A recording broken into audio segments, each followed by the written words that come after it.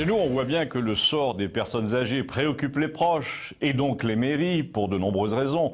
L'une d'entre elles étant le dépeuplement des villages. Quand vous avez un village qui tourne autour de 400 habitants, apparemment les pertes d'effectifs se payent très cher sur le plan administratif.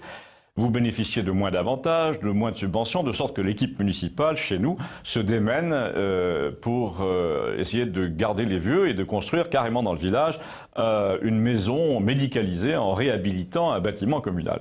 Mais chez certains, dont ce vieux couple dont je vais vous parler, 89 et 93 ans, l'an passé, soudain, la chose n'est plus possible, la maison n'est pas encore prête à les recevoir, la dame perd la tête, son fils, que je connais un peu, me raconte qu'elle vient de faire un AVC, et qu'on lui a octroyé 18 heures par mois d'aide ménagère. Ensuite, comme souvent à cet âge, les choses se précipitent, le monsieur de 93 ans meurt sans prévenir, sa femme ne peut plus se débrouiller seule, on l'a fait entrer dans un établissement pour personnes âgées dépendantes, le fameux EHPAD, à Millau.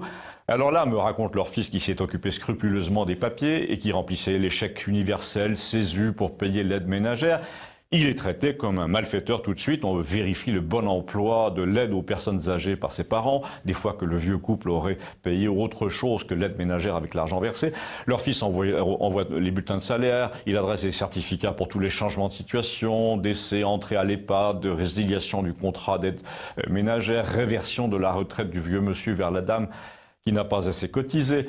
Le fils tient bien à préciser, j'ai fait toutes les démarches de manière extrêmement scrupuleuse et en effet, rien qu'à le voir, on s'en doute, c'est un monsieur de 65 ans qui parle doucement, qui a un côté curé, des mains blanches, une petite serviette en cuir.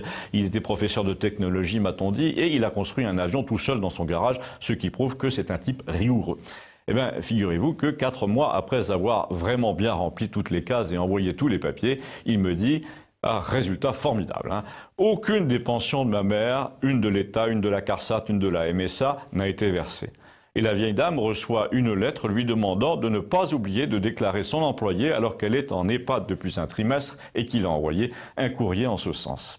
Alors là, je me permets non de tirer la leçon de cette histoire, mais d'en tirer au moins une, c'est que nous avons d'un côté un monsieur qui est d'une nature précise et scrupuleuse et qui se met en quatre pour réunir tous les papiers nécessaires afin de faciliter le travail de l'administration. En fait, d'un monsieur qui s'oblige lui-même à rechercher les informations, à réclamer les justificatifs, à agrafer le tout, à poster des recommandés, donc à faire le travail d'autrui. Et de l'autre, vous avez une bande de glandeurs qui ne font pas leur propre travail, qui perdent les recommandés, qui disent il manque ceci ou cela, qui mettent votre parole en doute, qui disent c'est vous qui voyez, et dont vous n'entendez plus parler pendant 4 mois. Alors que le dossier est complet. Ah si, j'allais oublier un truc, il y a eu l'épisode de la carte vitale. Quand son père est mort à ce monsieur, sa mère a dû en demander une individuelle. Mais il fallait une photocopie de la carte d'identité. Or, celle de la vieille dame a été établie en 2003. À première vue, c'était trop ancien. Mais il y a 2 ans, un texte est passé selon quoi la validité des cartes d'identité était prorogée jusqu'à 15 ans.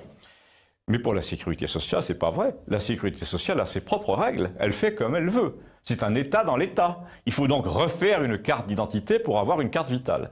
Alors quand on est en EHPAD et qu'on a perdu la tête, vous imaginez comme c'est commode de faire des démarches pour avoir une nouvelle carte. Le monsieur a conclu toujours de sa voix douce, tout ça c'est pour limiter les fraudes, mais tout le monde sait bien que ce ne sont pas les vieilles dames de 90 ans prénommées Colette ou Céleste qui fraudent de la sécu au fin fond de l'Aveyron. Alors là, si vous voyez ce qu'il a voulu dire, n'hésitez pas à m'éclairer, merci.